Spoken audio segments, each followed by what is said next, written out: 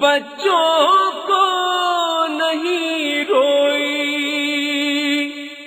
घर अपना लुटा के बकती रही भाई का मातम माँ।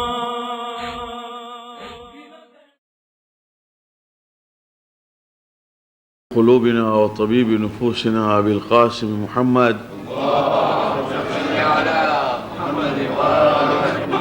وعلى أهل بيته الطيبين الطاهرين المعصومين. السلام عليكم ورحمة الله وبركاته. وعليكم السلام ورحمة الله وبركاته. The singular and distinctive feature of Islam is that it has got a set of laws. Although Judaism also has a set of laws, and to a certain extent limited one, Christianity has a set of laws, but the elaborate set of laws which Islam has is unmatched and unparalleled. And that set of laws is called Sharia. What we call Shari'at or Sharia. And Quran also says, O Prophet, I have sent you with a Sharia. A Sharia means there's a set of laws which will cover and which will embody and embrace all walks of life. We have something which is called mustahab, that is something which is desirable, not obligatory, sunnat. Or we have got something which is wajib, which is obligatory. All these are parts and natures and manners of law. And then we have something abominable, undesirable, which is called makruh. And then totally forbidden, which is haram. And we have certain things which are neither this nor that, which is something permissible, that is called mubah. Acts like drinking of water when you feel like, or eating, or resting, or walking, or what. These are all acts which are called mubah. Well, the only thing and the problem that we are facing these days, and this is a problem which is being repeated again and again, therefore I have decided to repeat what I have already said earlier, that many a times when something is said that it is haram, it is forbidden, if it does not suit my fancy, I say, is it in Quran? Where is it? Show me in Quran. Many examples can be given. For example, there was a time when wearing the beard, when it was said that wearing the beard is wajib, or shaving it is haram, as Ayatollah al-Khawi marhum put it. He said that shaving the beard is haram. So people started saying, well, he has said shaving it is haram, hasn't said keeping it is wajib. Now I don't know what to say about those people who argue this way. If you are told that to shave it is haram, does it need to be told that to keep it is wajib? But then certain people said, show us in Quran, where is it written that wearing a beard is wajib? Because it does not suit them. Wearing a beard for some reason is not suitable to their way of life. Music. Show us in Quran, where is it haram? And so many things went on and on and on till it became necessary to explain what is the meaning of Sharia. One of the misunderstandings that we have, and we have it as a common misunderstanding, is that we are told by many zakirs also that the Quran Majid, the book that we have of Allah subhanahu wa ta'ala, contains everything. And the ayat which is normally presented is La ratbin wa la yabisin illa fi kitabin mubin. There isn't anything dry or wet. That means dry or wet means everything, sundry, all and sundry. There isn't anything which has not been mentioned in the open book. And people believe, and some of the Mufassirin have said, that Kitab Mubin means Quran Majid. Now once it is there, then somebody, I remember in Mombasa said, Mullah Sahib, show me in the Quran how to make a bomb. There isn't anywhere a formula of how to make a bomb. Where is aeroplane? In Quran, it is not there. Where are volcanoes and ice-clad mountains mentioned? It's not there. What people have failed to understand is that Quran is a book with a purpose. You see, when you get a book and you know the subject of the book, the subject matter of the book, and then I say that there isn't anything which is not in this book, it means the subject which is treated in this book is comprehensive and there isn't anything of the subject which has been left out. The book, Quran, did not come to teach us making atom bomb. So Allah subhanahu wa ta'ala himself has said, what is this Quran? Bismillahir Rahmanir Rahim, Surah Al-Asra, Bani Israel. Inna hadha al-Quran yahdi lillati hiya aqwam. This Quran has come and to guide unto that which is most upright. As a book of guidance to that which is most upright. يُبَشِّرُ الَّذِينَ يَعْمَلُونَ الصَّالِحَاتِ أَنَّ لَهُمْ أَجْرًا كَبِيرًا. It has come to give glad tidings and good news to those who do good on this earth, that they will be amply rewarded. وَأَنَّ الَّذِينَ لَا يُؤْمِنُونَ بِالْآخِرَةِ أَعْتَدْنَا لَهُمْ عَذَابًا أَلِيمًا. And for those who do not believe in the day of judgment, we have prepared for them painful torment, here and hereinafter. Now, the book has come to guide us to that which is upright in our dealings, character, in our behavior, in our treatment and transactions, in our acts of worship. Therefore, when you say that Quran contains everything, it contains all that is needed for guidance. Kitabul Hidayah. For Hidayah, there isn't any item which has not been treated in Quran Majid. That was the meaning. Everything is in this book, means this. Then, Quran is just like a layer after layer. That is why it has got that which is called its exterior. And then there is something which is called interior. This is what in Nahjul Balagha Imam says, Al-Qur'anu kitabun aniq, lahu zahirun wa batinun amiq. Quran has got its zahir and it has got its batin, interior, which is also very profound. That is the reason why we take the book, holy book Quran, we read tafsir today, I get a new meaning out of it. And after 2 days, I read the same ayah again and contemplate, I get a new meaning. This is what Imam Ja'far as-Sadiq salawatullah salam alayhi said. That Quran is a book wherein if you contemplate, every time you sit to contemplate, you will come across some fresh ideas from the book. This is the living miracle of our Prophet sallallahu alayhi wa sallam. وَلَقَدْ أَرْسَلْنَا رُسُلَنَا بِالْبَيِّنَاتِ Surah Al-Hadid. We sent all the prophets with evidence, mu'jizat. وَأَنزَلْنَا مَعَهُمُ الْكِتَابَ وَالْمِيزَانِ. And with every one of them, we sent down a book and a scale. Have you seen any prophet come with a scale? But Allah says we send them مع الكتاب معهم الكتاب أنزلنا معهم الكتاب والميزان. Why? ليقوم الناس بالقسط, so that people may stand up in justice. وأنزلنا الحديد, and then we sent down iron. وأنزلنا الحديد فيه بأس شديد ومنافع للناس, which has got mighty strength.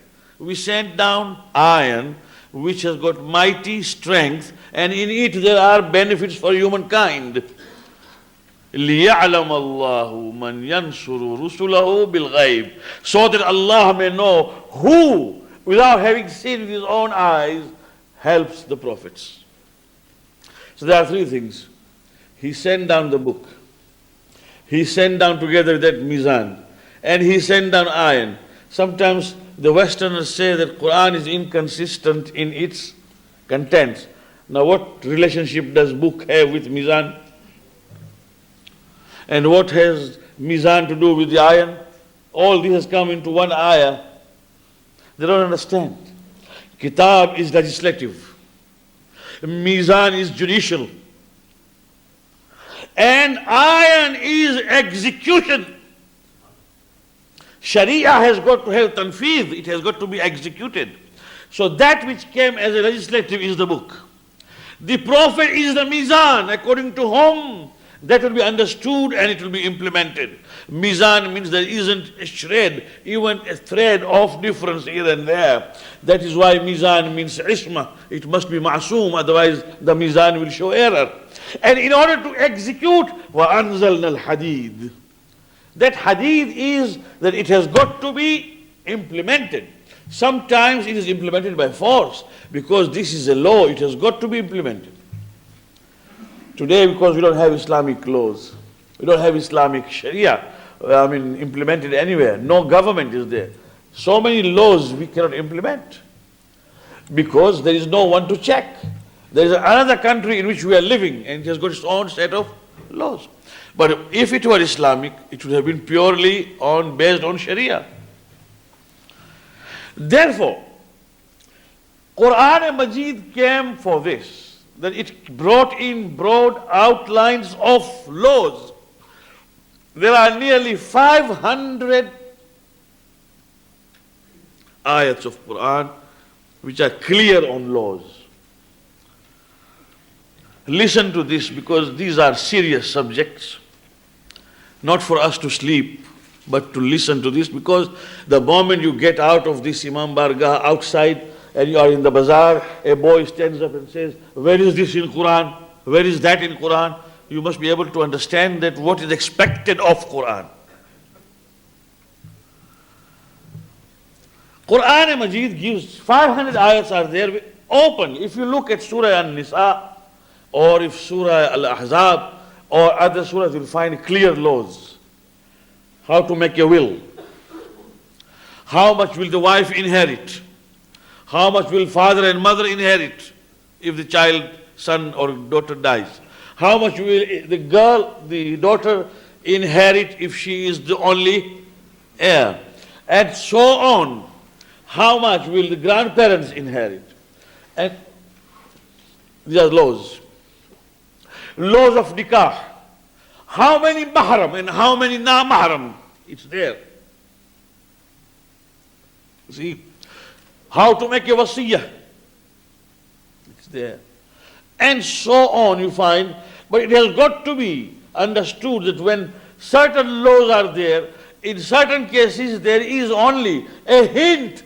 And that is the reason why Quran finally says, فَمَا آتَاكُمُ الرَّسُولُ فَخُذُوهُ وَمَا نَهَاكُمْ عَنْهُ فَانْتَهُ.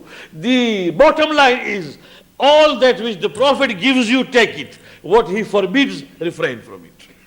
So that means the final authority after Quran is the conduct and the teaching of the Prophet. Therefore, my friends, when somebody comes and says, where is this in Quran? Tell him that Sharia is made up of two elements. One is Quran, basically. Second is Hadith of the Prophet sallallahu alaihi wasallam. And we as Shia Ithna Asharis, we are richer in the treasure of the Hadith, because we accept the Hadith not only from the Prophet, but also from A'imma Ithna Ashar, that means 12 Imam. Those Hadiths which either explain, elucidate, or support that which came from the Prophet. So that is the reason why you find that if you have 6,000 hadith in Bukhari, and if you put all the 6 great books of Ahlul Sunnah together, The total number of hadith of 6 great books of Ahlul Sunnah is equal to 1 Usul-e-Kafi of Shia. Because we have hadith from Imam Ja'far Sadiq, from Imam Rida, Imam Muhammad Taqi, Imam Hasan Askari alayhi salam, and so on, which goes to support that which was reported from the without hadith. Now when there is a hadith to say that to shave is haram, لَيْسَ مِنَّا مَنْ حَلَقَ اللِّحْيَةِ, he is not from us, Imam Zainul Abidin alayhi salam said, who shaves. He is not from us. Then, now what will you say? When the Prophet said on the day of judgment, people will rise with those with whom they resemble. If they resemble with the Jews, they will rise with mustache like a motorcycle handles. You see? And shaved. And those, of course, with the Muslims, on the seerah of the Prophet sallallahu alaihi wasallam, they'll come with the beard. When the Prophet says, make your mustache thin and make your beard grow within your reach, not more than that. That means even if it goes like the ulama they keep, finally it is within the reach.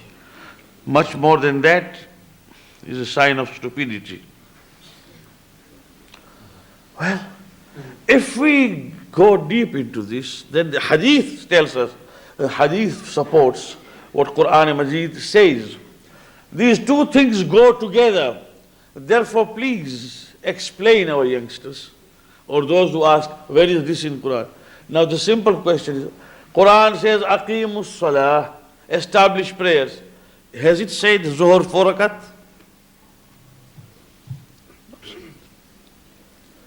Has it said that Namaz Subuh is 2 rakat? It comes under the formula, Ma atakumur rasulu fakhudhu. Whatever the Prophet gave to you, do it. Well, he prayed 2 rakat namaz for Subuh, so I pray. And he prayed 3 for Maghrib, I pray. And he prayed Isha. That means he translated the command of Allah into action to show us this is how you will do. Therefore we have hadith. See, because we do not read, and if we come across serious subjects, we don't want to know about it because it is boring. It is not boring because within your mind that question is always rising. Why not answer it properly? Why live with doubt?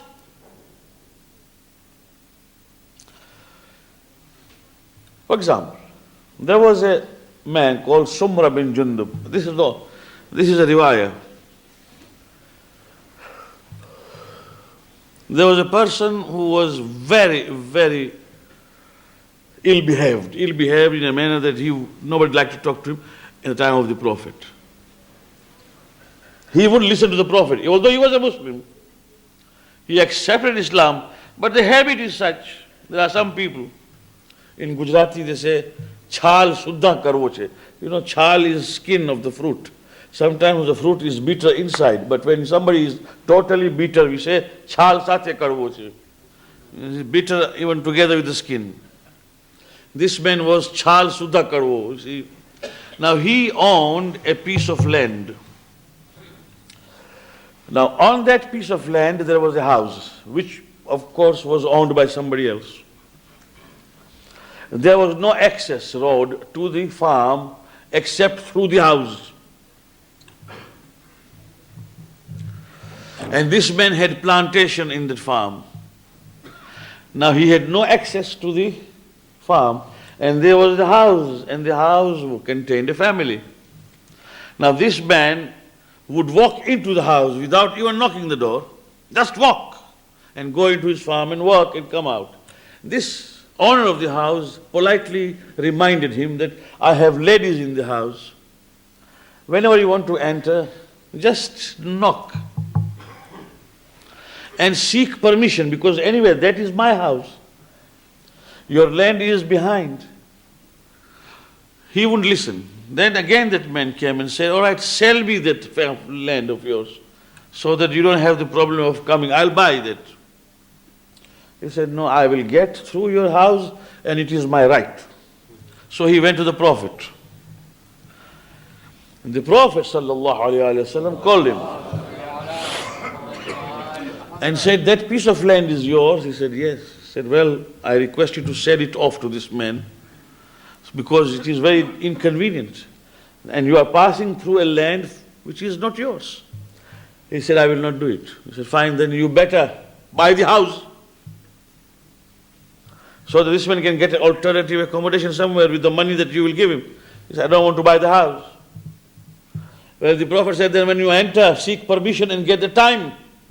He said, I will not do that, it is my right. And the Prophet gave an order. La dharar wa la dhirar fil Islam. This is hadith. La dharar wa la dhirar fil Islam. There is nothing like giving injury or harm or causing harm to others in Islam. Therefore, the Prophet gave an order that all the trees on that land be cut off. And he said, from now on, if you enter that house, I'm going to punish you. La dharar wa la dharar fi Islam. We have given you so many alternatives. On this one hadith, Ayatullah Sistani, who is our present marja, has written 2 volumes. Only one hadith. As to what the Prophet meant by la dharar wa la dhirar fi Islam. And how does it apply to judiciary? When there is a qadi who has got to decide a case. La dharar wa la dhirar. This is one of the thousands of hadith which comes from the Prophet sallallahu alaihi wasallam, forms a part of our fiqh. 2 volumes.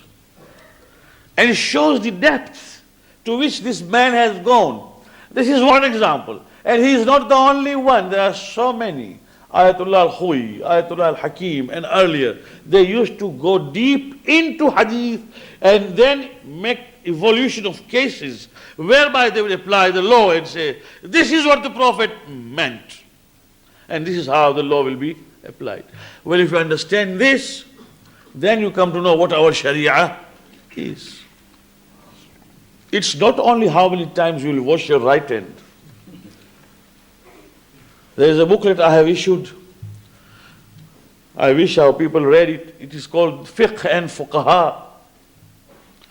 It is in English. I published it some months ago. Just read and see what is the meaning of fiqh. It is in English. And I have also given the list of fuqaha right from Ghaibat al-Sughra up to Ayatullah al-Khuy. Everyone appearing in his century. So that we know that we have an connected line of fuqaha right from Imam's Ghaibah up to Ayatullah al-Khuy. Of course, many of fuqaha have not been mentioned.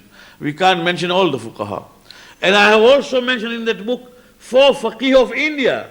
That means we have had 4 great fuqaha in India also. It's not only Iraq and Iran. We wrote that book only to acquaint ourselves with what is fiqh.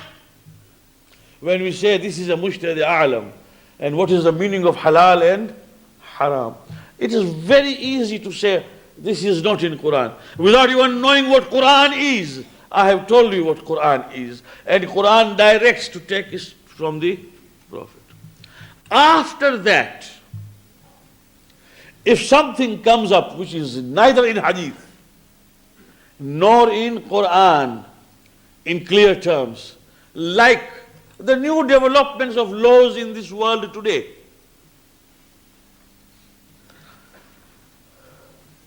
Mercy killing. Can I kill a patient who is suffering from acute pain? Can I kill a patient, or can I allow the doctor to kill him or her because she is in terminal disease? Can I ask the doctor to remove those artificial gadgets which allow people to breathe, otherwise they will die? If the doctor tells me, well, he is only living or she is living because of this support, life support system, and if I remove, he will go away. Can I do that or not? What about the couples who cannot conceive, but they can conceive with their own from outside? Can they have test tube babies? Can they have surrogate mothers? in insurance, and many other things, in economics, in science, as things will come up now. As we read the books, we get all the ideas as to what can arise within few years. Within 5-10 years, we'll have new masail altogether for the new situations. You see? Now, all these which are new and were not there, they have got to be judged in the light of Quran and Hadith. You see, by drawing analogies, which is called qiyas, not that qiyas of Abu Hanifa, analogies from these, and then judge, and this is called aql, where reason comes in. See, and that is why a mujtahid has got to work very hard to give a fatwa. So Shariat, my friends, in brief, is not only Quran, it is Quran supported by Hadith and Aql. Let us understand this so that we appreciate the set of laws and Sharia that we are following. May Allah grant us Hidayah, inshallah.